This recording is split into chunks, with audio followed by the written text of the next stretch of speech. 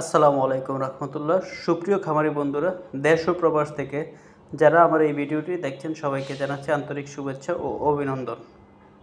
আজকের আলোচনার বিষয় ক্যালসিয়াম কি, কোন ধরনের ক্যালসিয়াম গরুকে করাবেন এবং কেন ক্যালসিয়াম করাবেন। শুরুতেই ক্যালসিয়াম কি?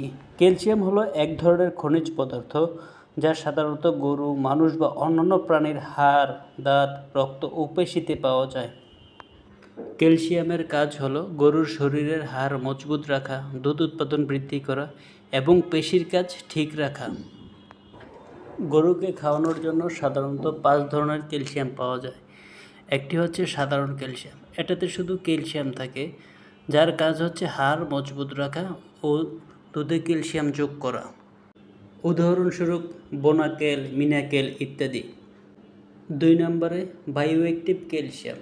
এটাতে ক্যালসিয়াম এমনভাবে প্রস্তুত করা হয় যাতে গরুর শরীরে সহজে শোষিত হয়। বায়োঅ্যাক্টিভ ক্যালসিয়াম সাধারণত অতি দুর্বল গরুকে খাওয়ানো হয়।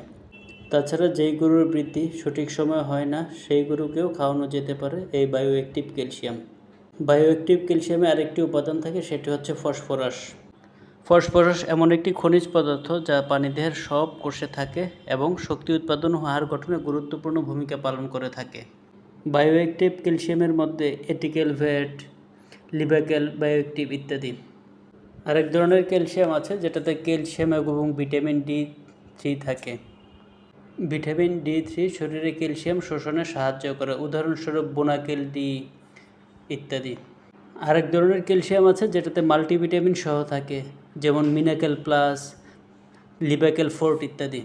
তাছাড়া আরেক ধরনের ক্যালসিয়াম থাকে যেটাতে ক্যালসিয়াম ও ফসফরাস সমানভাবে থাকে। নিয়মিত গবাদি পশু লালন পালন সম্পর্কিত গুরুত্বপূর্ণ তথ্য পেতে আমাদের ইউটিউব চ্যানেলটি সাবস্ক্রাইব করুন এবং ফেসবুক পেজটি ফলো দিয়ে আমাদের পাশে থাকুন। ধন্যবাদ সবাইকে। আসসালামু আলাইকুম রহমতুল্লাহ।